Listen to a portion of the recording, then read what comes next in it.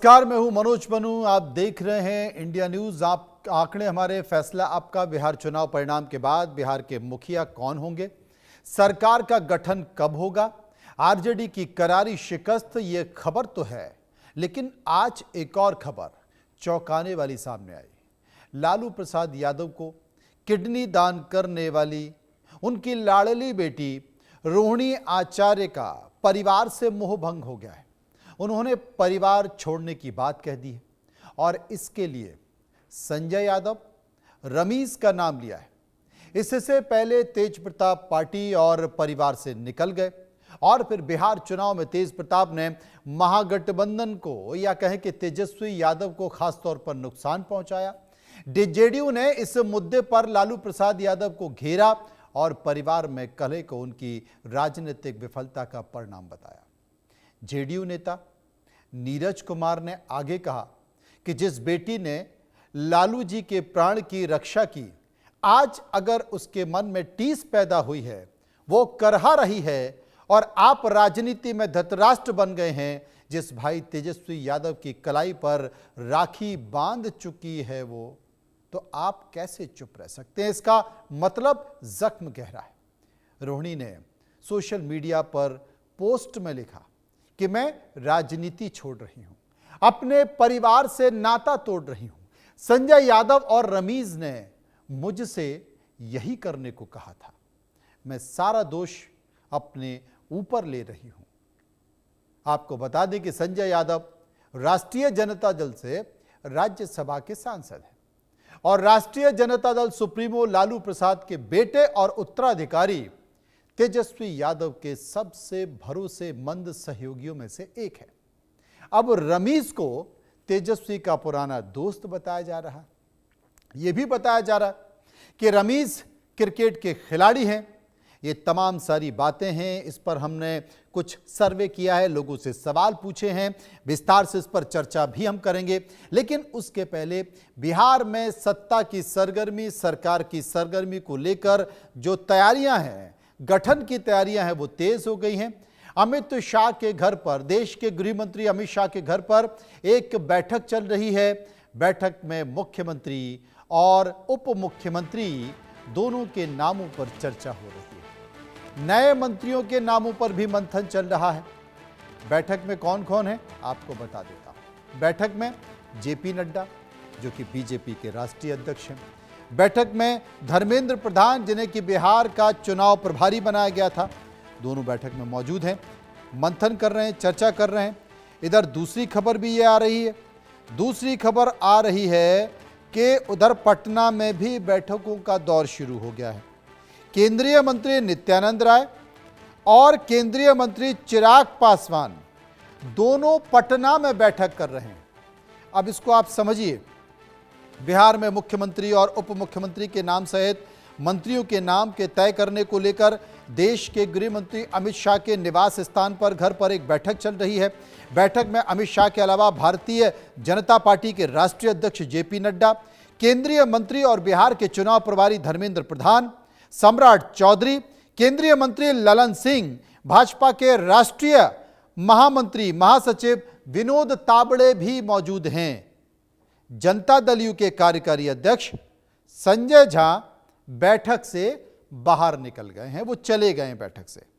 तो आपको बता दें कि इस वक्त सत्ता के गठन को लेकर अब क्या कुछ बड़ा होने जा रहा है।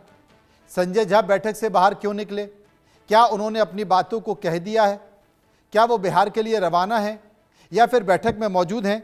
लेकिन तमाम कयासों के दौर पर मुख्यमंत्री के नाम पर तय होना है, सहमति बननी है, दो उप मुख्यमंत्री नियुक्त होनी है, दोनों उप मुख्यमंत्री हैं और तमाम सारी बातों के बीच ये बैठकों का दौर चलता रहेगा जब तक कि सब कुछ तय नहीं हो जाएगा। लेकिन आपको बता दूं कि एक बैठक दिल्ली में केंद्रीय गृह मंत्री अमित शाह के निवास स्थान पर, दूसरी बैठक में चिराग पासवान और नित्यानंद राय, दोनों केंद्रीय मंत्री, एक केंद्रीय मंत्री हैं, एक केंद्रीय राज्य मंत्री हैं, दोनों इसमें चर्चा कर रहे हैं, समझने की कोशिश कर रहे हैं बिहार की रणनीति पर क्या रणनीति बनाई जा रही है, चर्चा करेंगे। लेकिन जो मैं चर्चा कर रहा था लालू प्रसाद यादव के परिवार की, कि बिहार का चुनाव परिणाम आया और जिस तरीके से उस चुनाव परिणाम में राष्ट्रीय जनता दल, कांग्रेस या महागठबंधन बिखर गया, वैसे ही चुनाव परिणाम के बाद लालू परिवार के रिश्ते भी तार-तार हो रहे हैं। इससे पहले तेज प्रताप अलग हुए, वो लगातार तेजस्वी यादव के खिलाफ मोर्चा खोले हुए थे।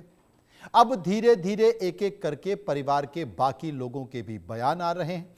परिवार बिखर रहा है। क्यों बिखरा, इसके पीछे का कारण क्या है, वो हमने सवाल लोगों से पूछे हैं, क्योंकि चर्चा उसी समय शुरू हो गई थी। लेकिन उसके पहले जेडीयू के नेता नीरज कुमार ने इसे लेकर एक बयान दिया है, उस पर नजर डालिए, वो सुनिए। राजद एक पारिवारिक पार्टी और परिवार का अंदरूनी कलह उभर कर आया, लेकिन महत्वपूर्ण विषय यह है कि जिस बेटी रोहिणी ने अपने पिता की प्राण रक्षा की हो और उस बेटी के मुंह से कराह निकल रहा हो, जिस भाई के कलाई में राखी बांधी आज उस परिवार को भी अलविदा कह रही है, पार्टी को भी अलविदा कह रही है, रोहिणी आचार्य। सवाल के घेरे में लालू जी आप हैं, राबड़ी देवी जी आप हैं। लालू जी राजनीति के धृतराष्ट्र हो गए कि सब कुछ जानते हुए भी खामोश क्यों हैं? आप उस घर के मुख्य न्यायाधीश हैं, तो मुख्य न्यायाधीश की भूमिका अगर अदा आप नहीं करेंगे तो इसका मतलब रोहिणी के द्वारा किए गए कृत्य जो आपके प्राण रक्षा के लिए किया है वह भी आपके अपराध की श्रेणी में आ जाएगा। तो बेटी का कराह बहुत भारी पड़ता है। इसका एहसास अगर लालू जी आपको तो होता ही होगा, मन में होता होगा, जुबान पर नहीं आ रहा है। समय है, परिवार राजनीति का तो कुनबा बिखर ही गया, अब परिवार का भी कुनबा बिखर जाएगा। इसलिए ज्ञान चक्षु खोलिए। बिहार के बाहर के लोग जेल उल के लिए ठीक है बाहर, अब लोकल बिहार में भी आपको बिहारी मेधा पर भरोसा नहीं है, यह तो आपका दुखद पक्ष है। पूरे बिहार में इस बात को लेकर चर्चा हो रही है, देश में इस बात को लेकर चर्चा हो रही है कि आखिर लालू परिवार में ऐसा क्या हो रहा है कि चुनाव के पहले एक बड़ा झटका लगा तेज प्रताप के तौर पर, जिन्होंने अपनी पार्टी छोड़ी, पिता की पार्टी छोड़ी, भाई की पार्टी छोड़ी और भाई के ही खिलाफ चुनाव मैदान में चले गए। और उसके बाद लालू परिवार की सबसे महत्वपूर्ण बेटी, लालू प्रसाद यादव के सबसे लाडली बेटी रोहिणी आचार्य ने अपनी किडनी देकर अपने पिता की रक्षा की, जीवन की रक्षा की। ऐसा क्या हुआ कि उस बेटी को अब परिवार छोड़ना पड़ा, पार्टी छोड़नी पड़ी? कुछ सवाल हमने लोगों के बीच जाकर पूछे। जो सवाल हमने पूछे उनमें से पहला सवाल इस वक्त आपके सामने, क्या तेजस्वी को सत्ता देने के लिए लालू प्रसाद यादव, राबड़ी देवी ने परिवार तोड़ा? 43% लोगों ने कहा संतानों में तेजस्वी को ज्यादा महत्व दिया जाता है। 18% लोगों ने कहा घर में बाहरी भेदिए को ज्यादा महत्व मिल गया है। इसके अलावा 31% लोगों ने कहा परिवार में लालू प्रसाद यादव, राबड़ी देवी का दखल अब खत्म हो चुका है और 10% इस मसले पर कुछ भी कहना नहीं चाहते थे। सर्वे का एक और सवाल, जो तेजस्वी परिवार नहीं संभाल पा रहे वो क्या बिहार को संभाल पाएंगे? 34% लोगों ने कहा हां संभाल लेंगे, कोई दिक्कत कोई परेशानी है नहीं। 66% लोगों ने कहा ऐसा नहीं है, नहीं संभाल सकते। जो परिवार को नहीं संभाल पा रहा है वो बिहार को कैसे संभाल पाएगा? सर्वे का एक और सवाल हमने लोगों से पूछा, पहले तेज प्रताप, अब रोहिणी आचार्य तेजस्वी को नुकसान पहुंचा पाएंगे? 40% लोगों ने कहा बिल्कुल नुकसान पहुंचा पाएंगे। 41% लोगों ने कहा ऐसा नहीं है और 13% इस मसले पर कुछ भी कहना नहीं चाहते थे। चर्चा करेंगे, समझने की कोशिश करेंगे। किशोर कुणाल, प्रवक्ता जेडीयू, इस वक्त मेरे साथ मौजूद हैं। आलोक राज, नेता आरजेडी, मेरे साथ होंगे। संजय कुमार, राजनीतिक विश्लेषक, मेरे साथ मौजूद होंगे। सबसे मैं संजय कुमार के पास चलूंगा, उनसे जानने की कोशिश करूंगा, समझने की कोशिश करूंगा।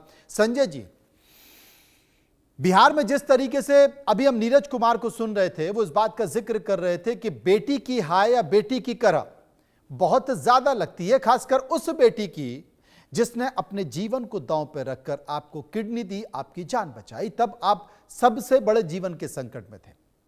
आज वो बेटी रोते हुए, बिलखते हुए, दुखी होकर परिवार को भी छोड़ दे रही है और राजनीतिक पार्टी भी छोड़ दे रही है। और वो कहती है कि ऐसा करने के लिए मुझे संजय यादव ने कहा और रमीज ने कहा। संजय यादव तेजस्वी के खास हैं, राज्यसभा सदस्य हैं, रमीज उनके दोस्त हैं, क्रिकेट खेलते थे साथ में, उनकी दोस्ती हो गई। लेकिन इन दोनों लोगों का दखल इतना ज्यादा हो गया कि परिवार के लोग छोटे पड़ गए। और जैसा कि नीरज कुमार कह रहे हैं कि लालू प्रसाद यादव नेत्रधारी धृतराष्ट्र बनकर सब कुछ देख रहे हैं, कुछ बोल नहीं रहे हैं। क्या कहेंगे इसे लेकर? एक नीरज कुमार जी की तो चूंकि वो जेडीयू के मुख्य प्रवक्ता हैं तो उनकी अपनी एक भाषा है और वो होता है, पक्ष और पक्ष अपने तरीके से भाषा का इस्तेमाल करते हैं लोग। लेकिन हाँ, जिस रोहिणी आचार्य जी ने जो त्याग किया है वो त्याग एक मिसाल है।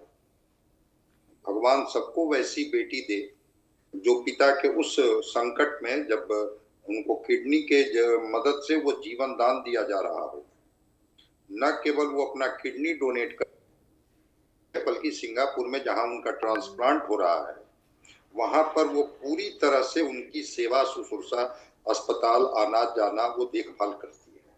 तो एक बड़ी बात है कि बेटी अपने पिता के लिए जो त्याग कर रही है वो त्याग तो मिसाल है, उसका कोई मैं नहीं मानता हूं कि कोई पैरेलल हो सकता है।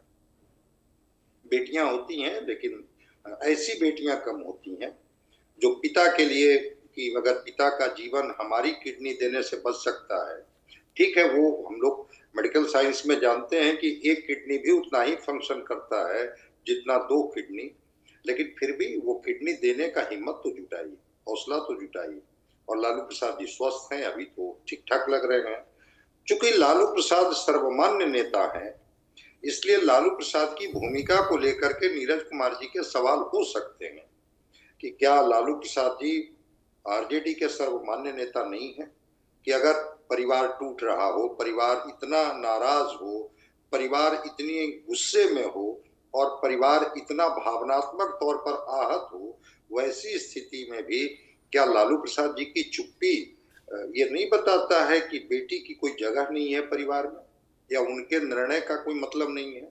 तो एक सवाल है। और दूसरी बात, तेज प्रताप जी हूं या रोहिणी आचार्य जी, आज उनके पोस्ट ने एक मैसेज तो दे ही दिया है। ठीक है, संजय यादव चाहे जितने करीबी हो जाए, जितने बड़े रणनीतिकार हो जाए, ये जो रमीज नेमत खान जो हैं, वो क्रिकेट की दोस्ती से फिर वो उनके कार्यालय से जुड़ करके और अभी डेली रूटीन कैंपेनिंग में तेजस्वी जी के साथी बन जाए, वो अलग पार्ट है। लेकिन कोई रोहिणी की जगह नहीं ले सकता है। वो मुझे पता है और सब लोगों को पता है कि blood is thicker than water. तो रोहिणी का त्याग, रोहिणी की निष्ठा, वो तेजस्वी जी जीत जाए, तेजस्वी जी हार जाए, तेजस्वी जी सीएम बन जाए, तेजस्वी जी सीएम बनने से रह जाए, रोहिणी आचार्य जी की निष्ठा में तो कभी मैं नहीं समझता हूं कि कोई कमी होगी जी। बाकी लोग जुड़ सकते हैं, बाकी लोग पार्टी से किनारे हो सकते हैं, तो वैसी बहन जो पूरी तरह से निष्ठा के साथ खड़ी हो, आखिर भावनात्मक तौर पर इस तरह के निर्णय लेने के लिए उनको बाध्य होना पड़ा, ये तो निश्चित रूप से मैं चाहूंगा कि लालू प्रसाद जी के परिवार को इस पर दखल देनी चाहिए, दखल देना चाहिए। उसी बात का जिक्र किया जा रहा। हमारे साथ आरजेडी के नेता आलोक राज भी मौजूद हैं। आलोक जी, क्या कहेंगे इस घटनाक्रम पर, इन बयान पर? सोशल मीडिया में रोहिणी ने जिस तरीके से पोस्ट किया है उसे लेकर क्या कहें? सबसे पहले आपको मैं बताना चाहता हूं जी कि आदरणीय रोहिणी जी जो हैं, वो जो उनकी जितनी भी प्रशंसा की जाए वो कम है। हर एक घर और हर एक परिवार में आज लोग इस बात को लेकर बात कर रहे हैं, अगर बेटी हो तो रोहिणी आचार्य जैसी हो। इसमें कहीं दो मत नहीं है कि रोहिणी आचार्य जी ने आदरणीय लालू प्रसाद यादव जी के साथ अपने बेटी होने की पूरी कर्तव्य निष्ठा निभाई। इसीलिए रोहिणी दीदी की जितनी प्रशंसा की जाए वह कम है। लेकिन अभी आप रोहिणी देखिए, हर एक घर में उतार चढ़ाव होता है। परिवार में जब लोग एक साथ रहते हैं तो उतार चढ़ाव होता है। तो मेरा इस पर मानना है कि ये पारिवारिक उतार चढ़ाव है। रोहिणी दी भावनात्मक तरीके से इस तरह का पोस्ट कर दी है। फिर हम कहते राजनीति दल से अलग होना और परिवार से अलग होना दोनों दो चीज है। हम पुनः कहते रोहिणी दीदी का प्यार और सम्मान आदरणीय तेजस्वी यादव जी को मिलता आ रहा है और मिलता रहेगा। कुछ लोग इस चीज को राजनीति परिवेश में ढालना चाहते हैं। उन लोगों को मैं बताना चाहता हूं कि पारिवारिक मुद्दे पर राजनीति नहीं होनी चाहिए। वो उनका पारिवारिक मुद्दा है। आलोक जी, इस पर हम चर्चा करेंगे, लेकिन इस बीच एक बड़ी खबर आ गई है। ऊहापो की स्थिति जो है वो खत्म हो गई है। बिहार की सियासत से जुड़ी हुई बड़ी खबर यह है कि नीतीश कुमार ही बिहार के अगले मुख्यमंत्री होंगे। अमित शाह के घर की बैठक में यह बड़ा फैसला हुआ है। बैठक में जेपी नड्डा, बैठक में केंद्रीय मंत्री और बिहार के चुनाव प्रभारी धर्मेंद्र प्रधान मौजूद थे। और उस बैठक में जहां पर कि जेडीयू नेता पहले संजय कुमार भी मौजूद थे, लेकिन बड़ा फैसला हो चुका है। बड़ा फैसला यह है कि बिहार में अब अगले मुख्यमंत्री बीजेपी ने अपनी सहमति दे दी है। सहमति पहले भी थी, लेकिन विपक्षी पार्टियां इसे लेकर इसे मुद्दा बनाकर कैंपेन भी कर रही थी। लेकिन अब यह तय हो चुका है कि बिहार के अगले मुख्यमंत्री नीतीश कुमार होंगे और वो 25-20 साल के लिए अब अपना नया सफर शुरू करने जा रहे हैं बिहार की सत्ता को लेकर। संजय, क्या कहेंगे?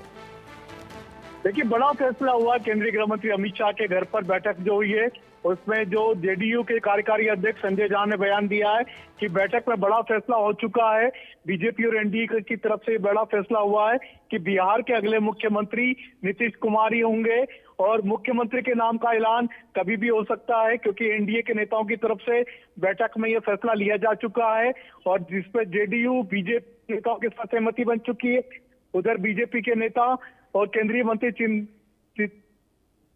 मंत्री की बैठक जो चल रही है, चिराग पासवान के साथ पटना में भी बैठक चल रही है, तो उसमें भी बैठक में फैसला हो चुका है कि यानी एनडीए के सभी दलों से सहमति ली जा चुकी है। नीतीश कुमार ही भावी मुख्यमंत्री होंगे बिहार के। ये लगातार नीतीश कुमार बिहार के मुख्यमंत्री के रूप में चुने जा रहे हैं। संजय, एक बात और बता दें क्योंकि सबकी नजर इसे लेकर बनी हुई है। क्या बिहार में 2 उप मुख्यमंत्री होंगे और 2 उप मुख्यमंत्री होंगे तो क्या वही होंगे या चेहरे बदल सकते हैं? देखिए, इस पर फैसला बीजेपी की बैठक में हो रहा है। हालांकि वहां पर केंद्रीय गृह मंत्री अमित शाह बैठक में मौजूद है, धर्मेंद्र प्रधान बैठक में मौजूद हैं, बीजेपी के राष्ट्रीय महासचिव विनोद तावड़े बैठक में मौजूद हैं, बीजेपी के राष्ट्रीय अध्यक्ष जेपी नड्डा बैठक में मौजूद हैं। तो ये बैठक में जो फैसला होगा वो बीजेपी के नेता अपनी तरफ से फैसला करेंगे।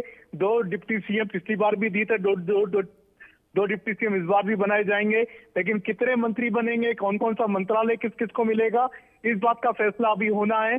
और ये भी इनके नामों पर भी चर्चा चल रही है कि कितने कितने मंत्री पद किस किस पार्टी को दिए जाएंगे और कौन कौन किस किस नेताओं को मंत्री पद दिए जाएंगे। इन मंत्रियों के नामों का भी चयन होगा। बहुत बहुत शुक्रिया करेंगे संजय का, जो विस्तार से इस खबर पर हमें जानकारी दे रहे थे। इसके साथ साथ आगे बढ़ते हैं। जेडीयू नेता किशोर कुणाल इस वक्त हमारे साथ मौजूद हैं। किशोर जी, सबसे पहले तो आपको बधाई। नीतीश कुमार एक बार फिर से मुख्यमंत्री पद की शपथ लेने जा रहे हैं, इस पर अपनी प्रतिक्रिया दे दी। उसके बाद वही रोहिणी आचार्य का विषय। अनम्यूट कर लीजिए, आपका फोन अनम्यूट कर लीजिए एक बार। बिल्कुल मनोज जी, आपको बहुत बहुत धन्यवाद और धन्यवाद बिहार प्रदेश की तमाम बिहार वासियों को हम देना चाहते हैं, जिन्होंने लगातार 20 वर्षों के शासनकाल के बावजूद नीतीश कुमार जी को पुनः मुख्यमंत्री के तौर पर चुना था। और हमारी पूरी लड़ाई 25 से 30 फिर से नीतीश के नारों के साथ शुरू हुआ था। हमने 20 वर्षों में नीतीश कुमार जी के द्वारा किए गए कार्यों के आधार पर चुनाव लड़ा था। हम अगले 5 साल नीतीश कुमार जी द्वारा किए जाने वाले कार्यों के आधार पर चुनाव लड़ा था। और बिल्कुल बिहार की जनता ने उसी आधार पर एक लैंडस्लाइडिंग विक्ट्री के तहत मुहर लगाई थी। उन्होंने बिहार के मुख्यमंत्री नीतीश कुमार जी को पुनः अपना नीति निर्धारक चुना था।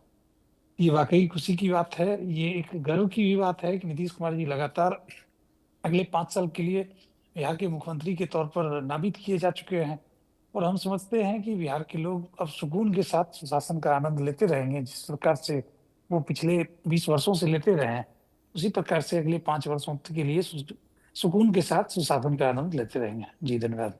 जी, और ये जो रोहिणी आचार्य का विषय है, इस विषय पर आप क्या कहेंगे? देखिए, मैं अभी सुन रहा था, हमारे राजद के साथी का सुन रहा था मैं उनका स्टेटमेंट। बिल्कुल ये पारिवारिक मामला हो सकता था और होना भी चाहिए। अगर किसी परिवार में किसी तरह का दबाव है, किसी तरह का तनाव है, तो उस पर राजनीतिक टीका टिप्पणी नहीं होनी चाहिए। लेकिन यहाँ पे मामला थोड़ा अलग है। रोहिणी आचार्य जी एक सम्मानित महिला है, एक अच्छी बेटी है, जिन्होंने एक साबित किया कि अपने पिता के लिए वो किडनी तक दे सकती हैं। वो चुनाव में प्रत्याशी भी रही आरजेडी की और कई बार उन्होंने मत विहीनता भी जाहिर किया है अपने दल के खिलाफ। ये कहीं ना कहीं राजनीतिक मुद्दा बन जाता है। अगर ये पारिवारिक मुद्दा होता तो जनता दल यूनाइटेड, अब या मैं समझता हूँ बिहार का कोई भी व्यक्ति इस पर टिप्पणी करने से बचता।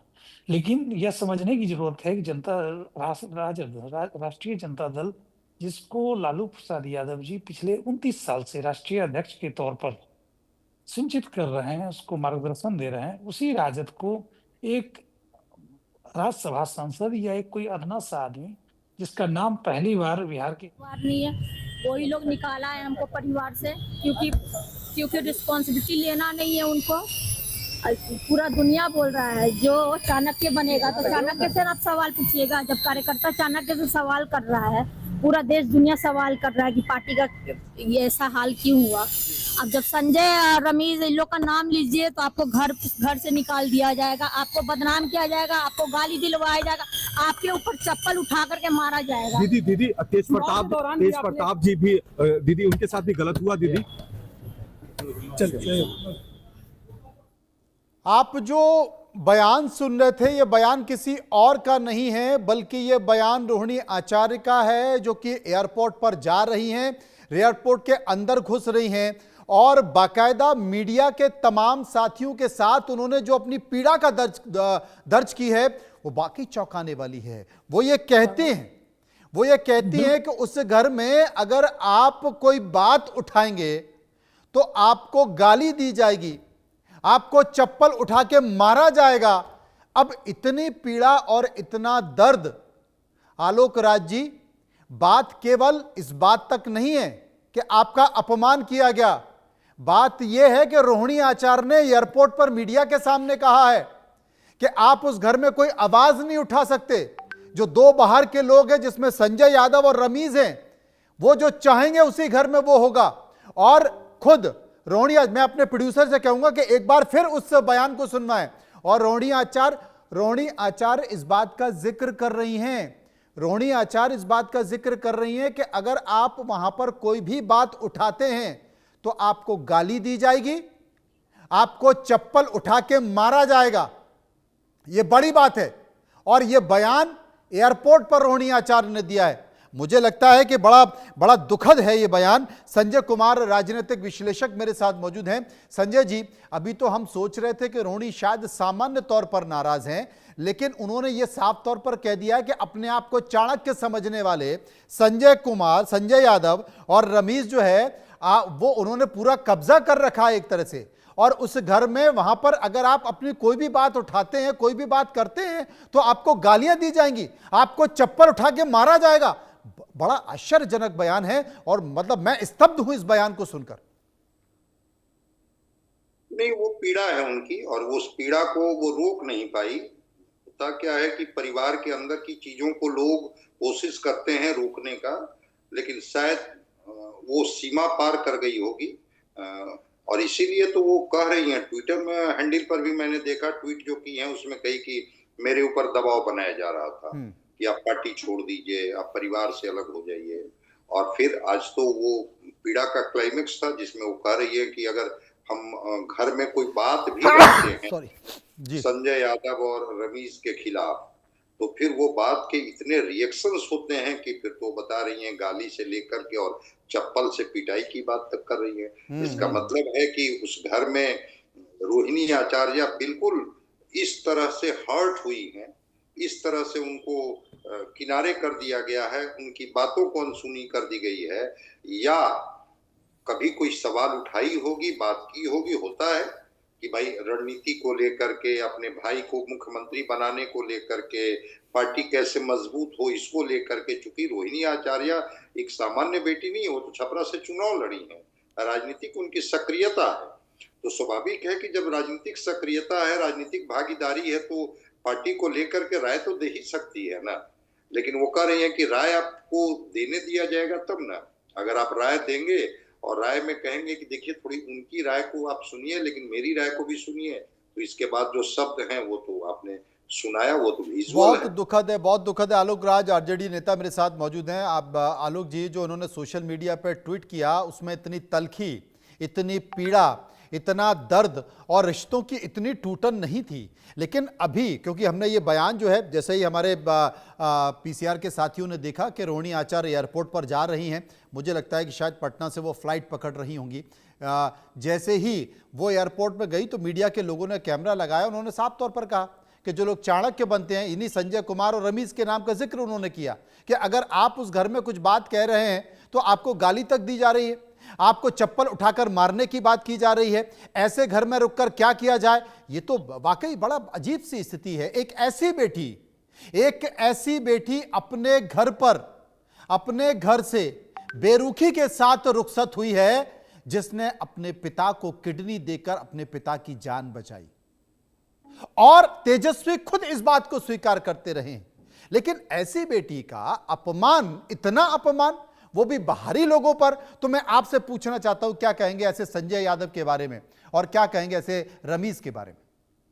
देखिए, जहां तक मुझे लगता है कि रोहिणी आचार्य दीदी जो बोली है वो अभी गुस्से में होगी किसी मामले को लेकर, इसीलिए बोली है। जहां तक संजय जी की बात है, तो संजय जी, जहां तक मैं उन्हें जानता हूं, तो वो राजनीतिक रूप से आरजेडी के साथ हैं, उनका पारिवारिक मामले से कोई लेना देना नहीं है। तो उनको पारिवारिक मसले में, हम जैसे बोले, पारिवारिक मसले में दूसरे को हस्तक्षेप करने का कोई अधिकार नहीं है। तो इसी तरह हमको लगता है कि किसी कारणवश से, किसी की बातों से रोहिणी दीदी को आहत हुई होगी और उन्हें लगा होगा कि संजय जी के द्वारा इस तरह की बातें कही गई हो। लेकिन जहां तक मुझे लगता है कि संजय जी पारिवारिक मामले में हस्तक्षेप नहीं करते। राजनीतिक मामला और पारिवारिक मामला दोनों बिल्कुल भिन्न है। तो मैं बता देता हूं, कमाल कर रहे हैं आप, कमाल कर रहे हैं। खैर, हमने सर्वे में 2 सवाल और पूछे, मैं उसके बाद आपसे जवाब लूंगा। एक और सवाल हमने पूछा कि बाहरी लोगों के दखल से क्या मीसा भारती भी नाराज हैं? 40% लोगों ने कहा मीसा भारती भी नाराज हैं, 34% लोगों ने कहा नहीं, ऐसा नहीं है, और 26% इस पर कुछ भी नहीं कहना चाहते थे। सर्वे का एक और सवाल था कि क्या परिवार के कुछ सदस्यों पर आपराधिक मामलों में कुछ सदस्य बचना चाहते हैं? 66 लोगों ने हाँ कहा, 18% लोगों ने ना कहा, और 16% लोग इस पर कुछ भी नहीं कहना चाहते थे। इसी मसले को लेकर हमने एक रिपोर्ट भी तैयार की, एक बार नजर इस रिपोर्ट पर डाल लेते हैं। रोहिणी का बड़ा फैसला, पूरा लालू परिवार हिला। चुपचाप लालू देखते रह गए। पहले तेज प्रताप, अब रोहिणी चले गए। पिता लालू को दी थी किडनी, अब लालू तेजस्वी से ही ठनी। रोहिणी आचार्य का एक्स पर आया एक पोस्ट, पहले आप भी पढ़िए। I am quitting politics and I am disowning my family. This is what Sanjay Yadav and Ramiz had asked me to do and I am taking all the blames. यानी मैं राजनीति छोड़ रही हूं और लालू परिवार को अपना मानने से इनकार कर रही हूं। ऐसा करने के लिए मुझे संजय यादव और रमीज ने कहा था और मैं सारी गलती अपनी मान रही हूं। हर एक लाइन में गुस्सा, नाराजगी, चिढ़, किसी को कुछ न कह पाने का मलाल और लालू राबड़ी की चुप्पी पर बड़ा सवाल। तेजस्वी के करीबी संजय यादव और रमीज पर सीधा आरोप कि उन्होंने परिवार तोड़ दिया। क्या पिता को किडनी देने वाली, अपने परिवार पर जान छिड़कने वाली रोहिणी का ऐसे परिवार छोड़ने का सार्वजनिक ऐलान करना लालू परिवार पर गंभीर सवाल नहीं खड़े करता? सोचिए, क्या लालू राबड़ी को तेजस्वी मोह ने अंधा कर दिया है? क्या लालू राबड़ी को तेजस्वी ने अपने काबू में कर लिया है? क्या तेजस्वी के करीबियों को लालू राबड़ी कुछ नहीं कह सकते? क्या तेजस्वी अपने परिवार को जानबूझकर तोड़ रहे हैं? पिता को किडनी देने वाली बेटी ने पिता का ही परिवार क्यों छोड़ दिया? सवाल इतने हैं कि उसकी फुसफुसाहट अब बिहार के लोगों की जुबान पर भी है। विरोधी घर का मामला बताकर भी लालू को सुनाने से चूक नहीं रहे हैं। राजद एक पारिवारिक पार्टी और परिवार का अंदरूनी कलह उभर कर आया, लेकिन महत्वपूर्ण विषय यह है कि जिस बेटी रोहिणी ने अपने पिता की प्राण रक्षा की हो और उस बेटी के मुंह से कराह निकल रहा हो, जिस भाई के कलाई में राखी बांधी आज उस परिवार को भी अलविदा कह रही है, पार्टी को भी अलविदा कह रही है, रोहिणी आचार्य। सवाल के घेरे में लालू जी आप हैं, राबड़ी देवी जी आप हैं। लालू जी राजनीति के धृतराष्ट्र हो गए। तेज प्रताप के बाद रोहिणी आचार्य की घर से नाराजगी और दोनों की जुबान पर एक ही नाम, संजय यादव। क्या हरियाणा का ये दोस्त तेजस्वी की जिंदगी पर भारी पड़ चुका है? क्या संजय यादव के लिए तेजस्वी अपना परिवार तक तोड़ने के लिए तैयार हैं? जिनके साथ बचपन बीता, जिनकी गोदी में खेले, उन्हें ही तेजस्वी जब ऐसे जाने दे रहे हैं, अपना परिवार ही टूटने दे रहे हैं, तो क्या बिहार उन्हें अपने परिवार का सदस्य मानेगा? समूचा घटनाक्रम बहुत दुर्भाग्यपूर्ण है। रोहिणी आचार्य जी को मैं, लालू जी को, यूं तो पूरे परिवार को जानता हूं। हम लोग 20 या 30 साल साथ रहे हैं, लेकिन एक बेटी के द्वारा जिसने पिता के लिए किडनी दान की हो, उसका नाराज और निराश होना दुर्भाग्यपूर्ण है। ये पारिवारिक मामला है, उसमें मैं ज्यादा कुछ टिप्पणी नहीं करना चाहता, लेकिन जो लालू जी ने जो आरजेडी बनाई थी, उसमें जिस तरह से निष्ठावान कार्यकर्ताओं की उपेक्षा हुई, ये उसका भी नतीजा है।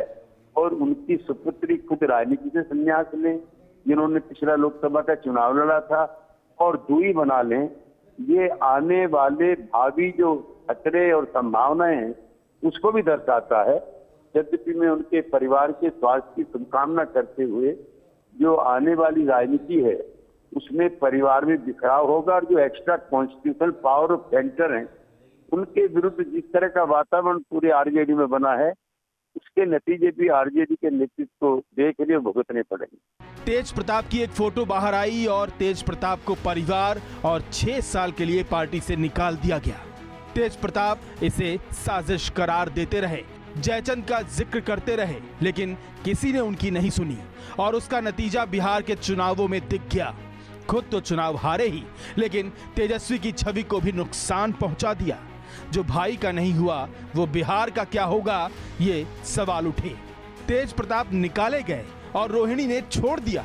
कुछ लोग अब कह रहे हैं कि मीसा भी नाराज है। नाराजगी, धोखा, मौका, सियासी परिवार में बहुत कुछ एक साथ चलता रहता है।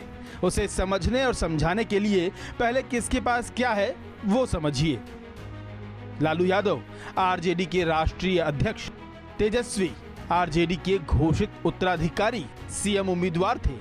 रोहिणी छपरा से चुनाव लड़ी, हारी, पद का शायद इंतजार। मीसा सांसद। तेज प्रताप पार्टी से बाहर, तेजस्वी को नुकसान पहुंचाया। अब एक कारण यह भी हो सकता है, जैसे अखिलेश यादव को आगे बढ़ाने से शिवपाल भड़क गए थे, वैसे ही तेजस्वी के उत्तराधिकारी बनने से तेज प्रताप और रोहिणी भड़क गए हों। एक कारण यह भी हो सकता है कि तेज प्रताप चुनाव में अपने उम्मीदवार न उतार पाए, इसलिए उन्हें चुनाव से पहले बाहर कर दिया, और रोहिणी के कहने पर भी कोई उम्मीदवार नहीं उतारा तो वो भड़क गईं। वैसे भी सियासी परिवारों की सियासत तो अलग होती ही है। आपको क्या लगता है, रोहिणी ने अपना मायका क्यों छोड़ दिया? सोचिए। आलोक जी, सबसे बड़ा सवाल है कि एक पार्टी में पहले एक भाई निकलता है, तेज प्रताप निकलता है, वही आरोप तेज प्रताप लगाते हैं।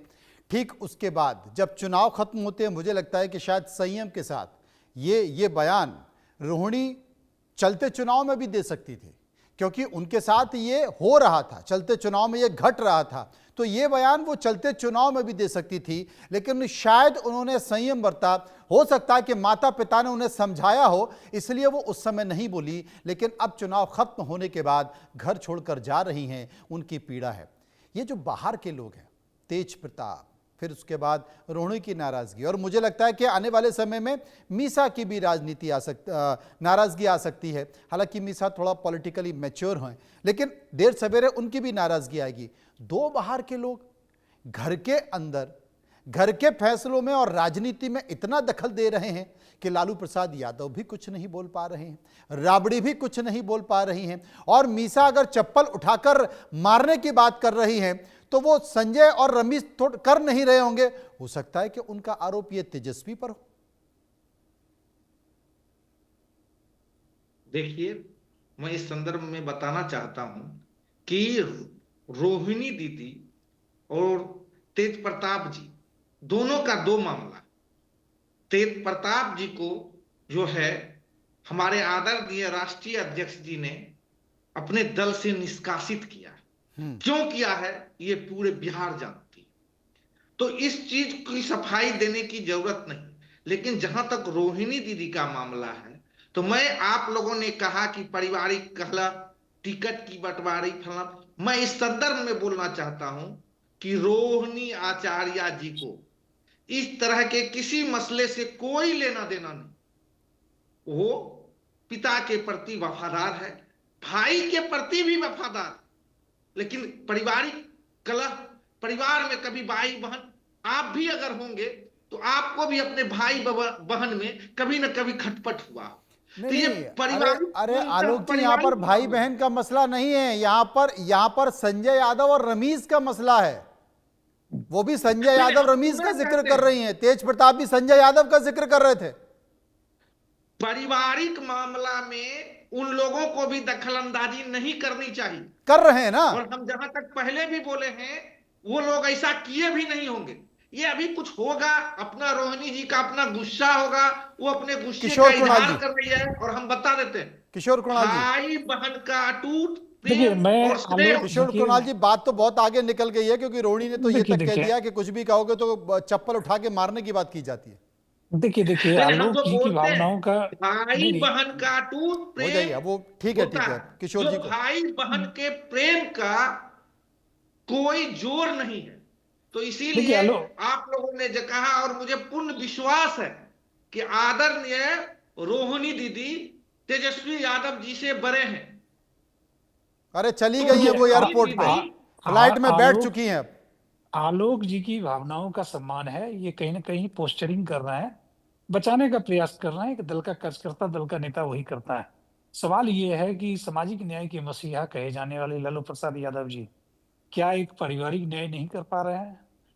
उनके परिवार में उनके परिवार के सदस्य दूर होते जा रहे हैं, और वो चुपचाप जो ट्विटर पे, एक्स पे पोस्ट करने वाले लालू प्रसाद यादव जी की चुप्पी क्या बता रही है कि कहीं न कहीं वो अक्षम हो चुके हैं, वो निष्क्रिय हो चुके हैं। एक शैडो राष्ट्रीय अध्यक्ष के तौर पे बोलना चाहता हूं, एक शैडो राष्ट्रीय अध्यक्ष के तौर पे वो पार्टी को डेकोरम के तहत चला रहे हैं। और दुखद है कि एक दल जो अपने आप में सामाजिक न्याय का दल माना जाता है, एक पारिवारिक न्याय नहीं कर सका है अपने परिवार के सदस्यों के साथ, और लगातार कई लोगों का उस दल से, उस परिवार से मोह भंग होता जा रहा है। यह साबित करता है कि लालू प्रसाद यादव जी सरकार चलाने में, परिवार चलाने में और दल चलाने में बिल्कुल ही असफल साबित हो रहे हैं, और ये दुखद भी है। मैं एक पिता के तौर पे या मैं एक पुत्री के तौर पे अगर देखूं इन चीजों को, तो वाकई इन चीजों को ये लगाम लगना चाहिए। लालू प्रसाद यादव जी को तुरंत ही इसमें दखल देते हुए मामले को घर के अंदर निपटा लेना चाहिए, ना कि इसको पब्लिक डोमेन में लाकर इस पर डिबेट हो या अन्य चीजें हो। तो हम समझते हैं कि कहीं न कहीं ये बहुत गलत है। और राज्य से जो हमारी रोहिणी जी हैं, अगर वो लोकसभा की प्रत्याशी नहीं होती और वह लालू प्रसाद यादव जी को किडनी दान नहीं की होती, तो मुझे लगता है इसे एक पारिवारिक मुद्दा मानते हुए कोई राजनीतिक दल इस पे टिप्पणी करने से बचता है। बहुत बहुत शुक्रिया करेंगे किशोर जी का, शुक्रिया करेंगे आलोक राज जी का, शुक्रिया करेंगे संजय कुमार जी का, जो विस्तार से मेरे साथ चर्चा कर रहे थे।